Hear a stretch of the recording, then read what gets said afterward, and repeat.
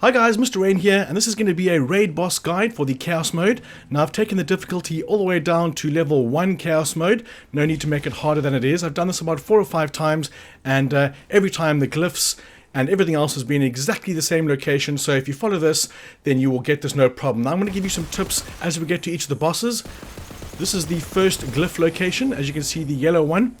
Activate the glyph, and then head over to where the orb is, and then shoot it as quickly as possible, and you will get the raid boss activated there. The next one is going to be the blue glyph right over here, and this is going to be a couple levels further into the featured run. What you want to do here is locate the blue orb, the big blue orb at least, and that's going to be all the way down the river over here. There it is. What you want to do is stand in the first area where you activated it, almost, and wait for one of those orbs to start following you. Now you have 3 chances at each of these glyph locations. And one other tip, sorry, before I move on the first glyph location, it's like a lighthouse. It shines a light in a big circle around you, and if you get blinded, it's going to go away. But you do have 3 chances in total. Now for this one, you want to keep nothing between you and the orb. So if I run to the side now, and between me and the orb is going to be a mushroom or something, it's just going to blow up. So keep it close, don't let anything come between you and the orb, and lead it all the way down to the big orb. And then what you want to do when it gets close enough to that orb is shoot it and damage the orb at the end of the river over here. And then the blue glyph boss will be activated.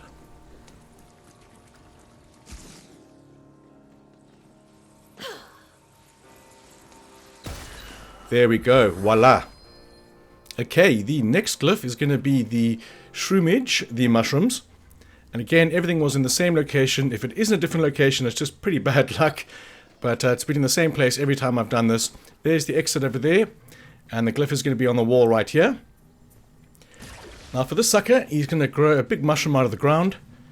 What you want to do is jump on the mushroom once it's grown. And then again, you'll have 3 chances to do this. Jump on top.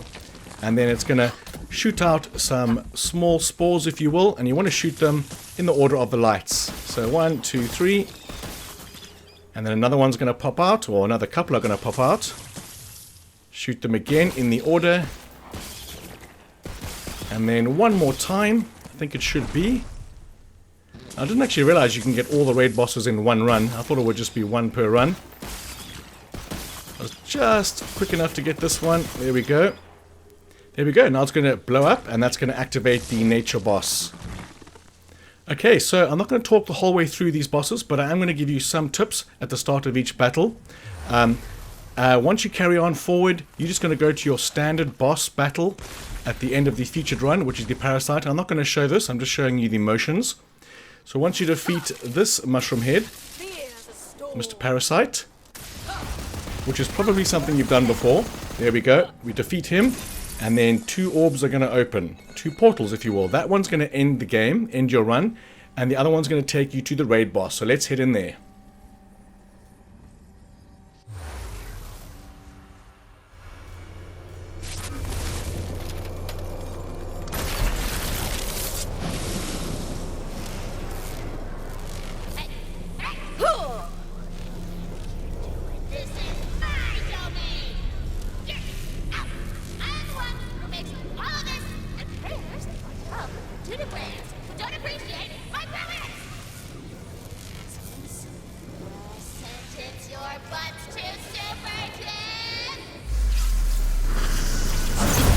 Okay, Gloopathoth, Keeper of the Abyss.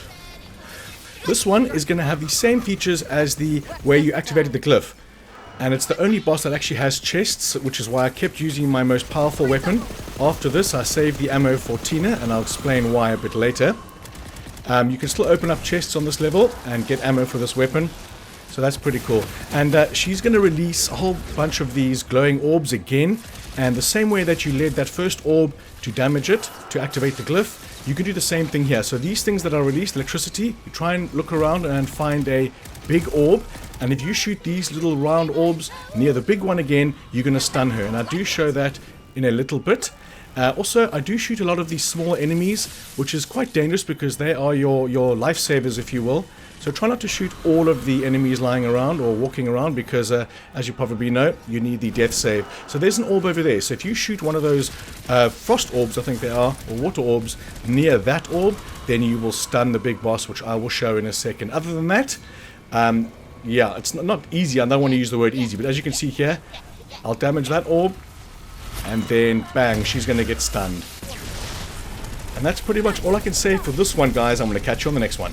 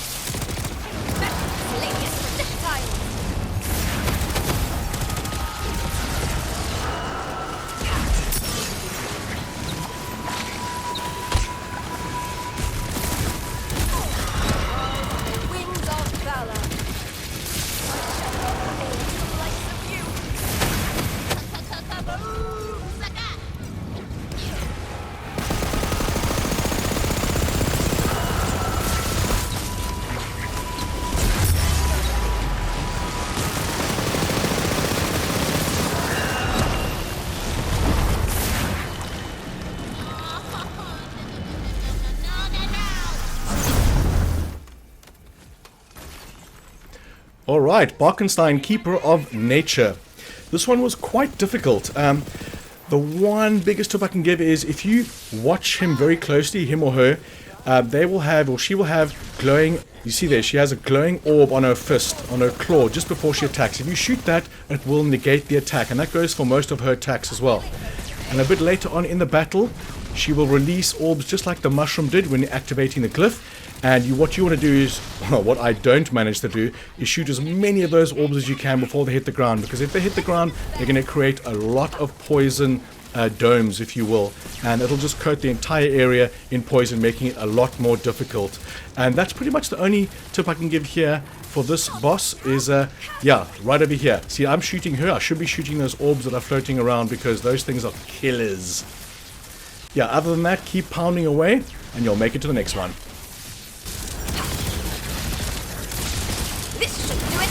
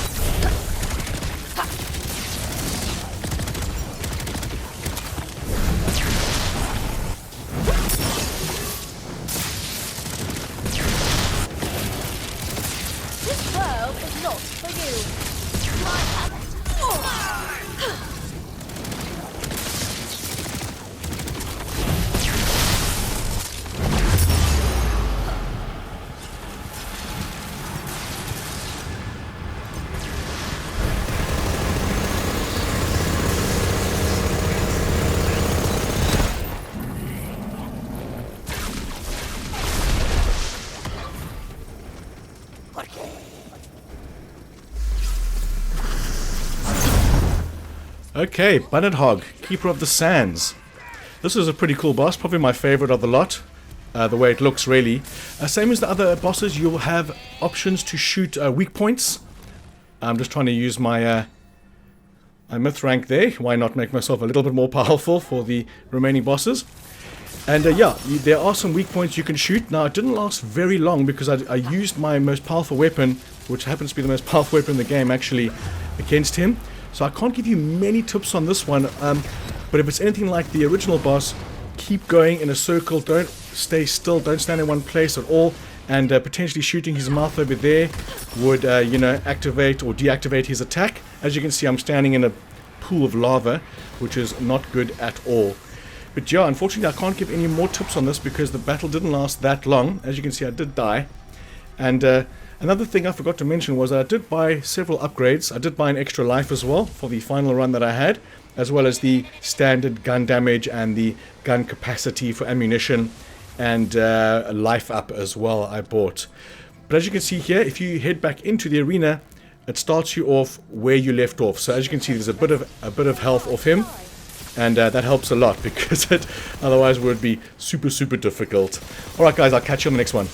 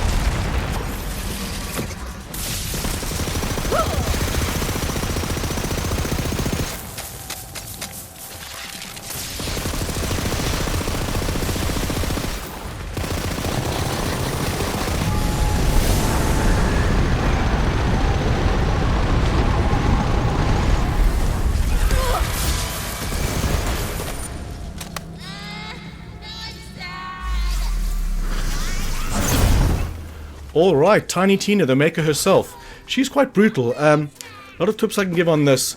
Again, I saved my ammo, my most powerful ammo or weapon, till the last stand of hers, pretty much. If you don't kill her quick enough when she's in last stand, you're pretty much dead. So I saved my ammo right till the end, and as you will see, I was in a down state.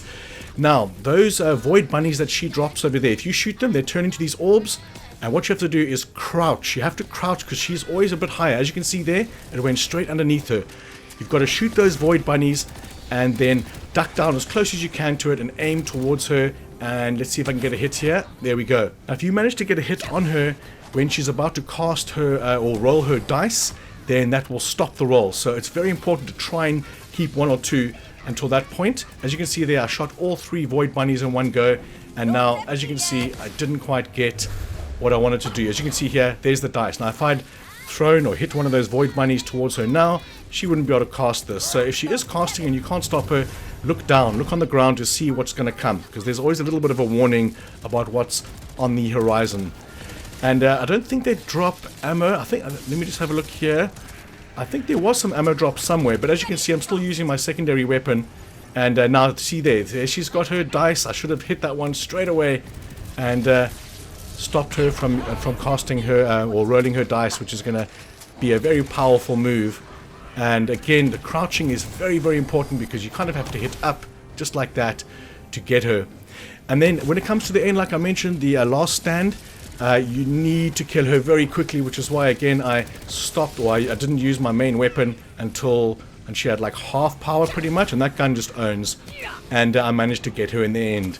But guys, if you have any questions at all, just ask me. I'm always going to reply. Pretty please smash that like button for me. It really helps the channel, and I hope you are enjoying the content as much as I am creating it. So thanks for watching, guys. I want to catch you on the next one.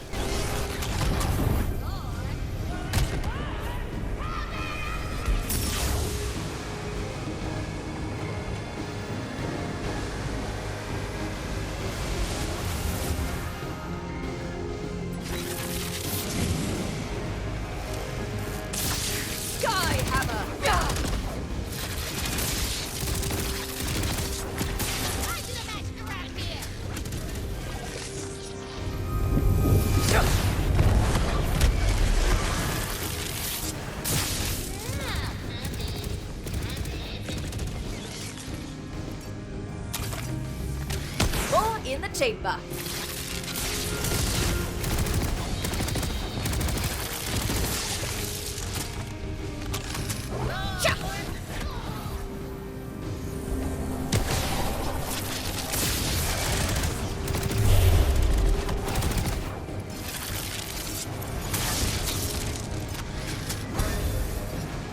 Recharge. Regular spell.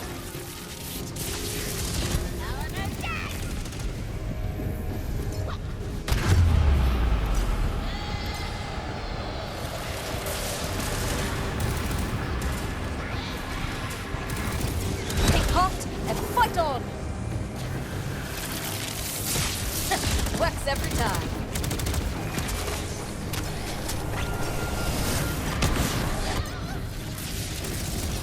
Just how super dead you are.